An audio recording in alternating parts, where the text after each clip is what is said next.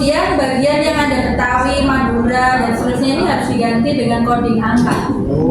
Jadi Betawi kita harus ganti dengan coding 1. Madura Kita ganti 2. Sundanya 3. melapor nggak usah lah. Sumateranya 4.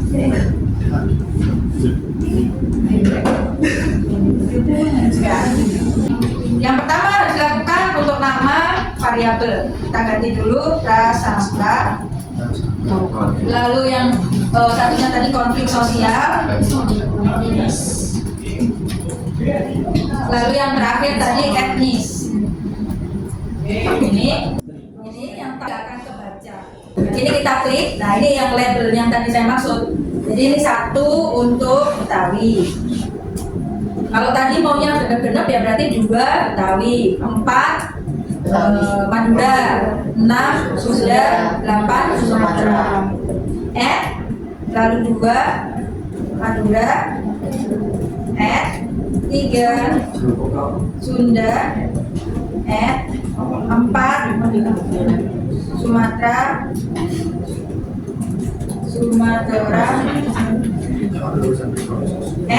Nah, kalau sudah lengkap semua baru oke. Maka kita ganti dengan scale. Unknown untuk konflik sosial kita ganti scale juga. Jadi ada scale, and nominal. Oke, untuk ya, normalitas sebaran ya. Gimana caranya?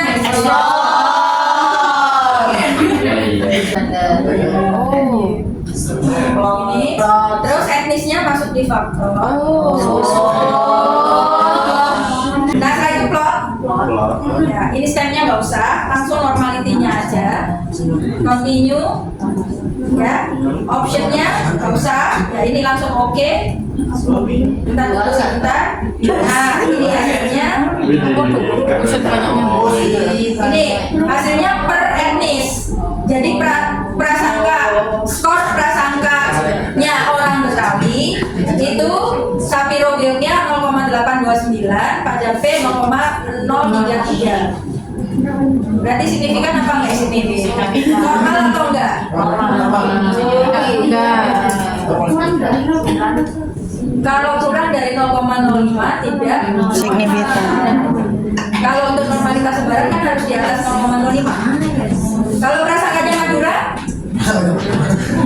normal nggak sebaran skor? Normal. Prasangkanya Sunda normal. Prasangkanya Sumatera 0,120 normal.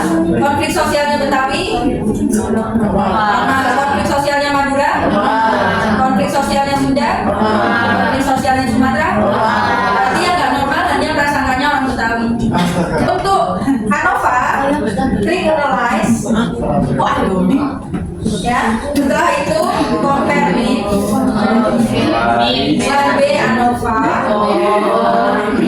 Ya, terus setelah itu prasangka sama konflik sosialnya dimasukkan di spread.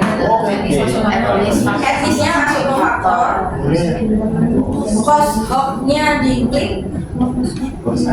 Klik LSD atau SKV. Dua itu. Pilihannya di LSD atau SKV. Ini hanya namanya apa ya?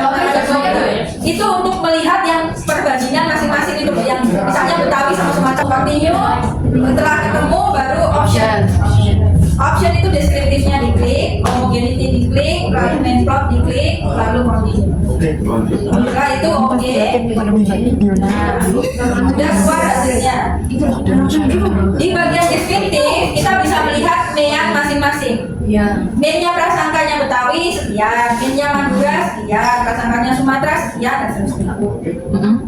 Oh, konflik sosialnya meannya sekian-sekian. Ini tidak bisa memberi arti apa-apa. Hanya ini. Karena sudah dibandingkan Betawi dengan Madura, Betawi dengan Sunda, Betawi dengan Sumatera, ini dibandingkan. Jadi yang LSD tadi keluarannya kayak gini.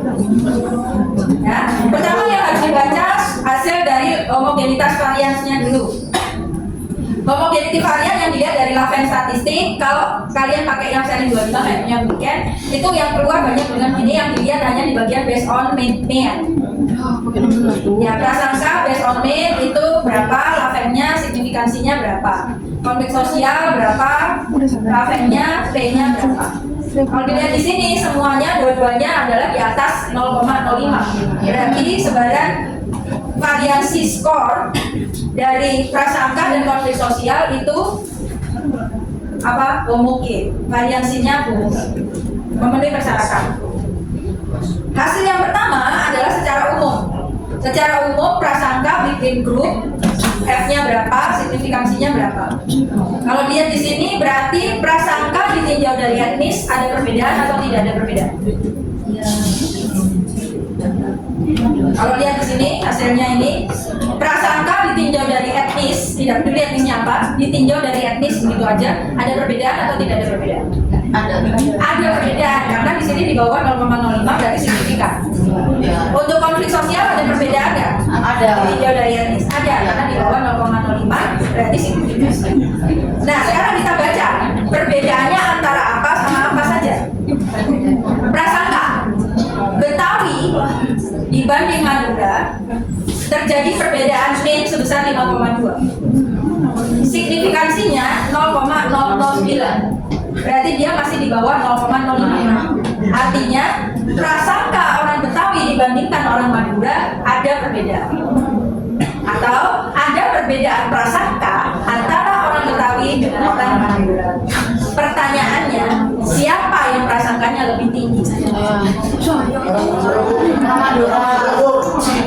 Lihat data, lihat data.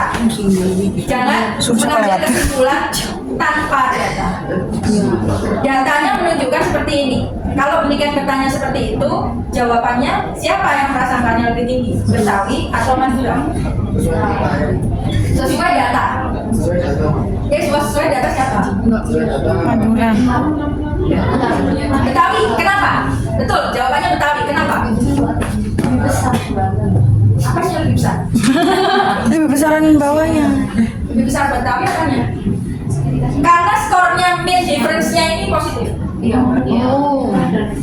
Kalau mean difference-nya positif, artinya kelompok yang pertama disebut itu skor mean-nya lebih besar daripada skor yang kedua. Ketika dibandingkan Betawi dengan Madura, perbedaan atau selisihnya positif. Berarti mean-nya Betawi lebih besar daripada mean-nya Madura. Kalau yang Madura sama Betawi itu baru min ya Bu? Ya, coba kita lihat di atas. Coba kita lihat mean-nya. Betawi sama Madura. Ini Betawi 41,9, Madura itu 36,7. Betul kan? Berarti Betawi.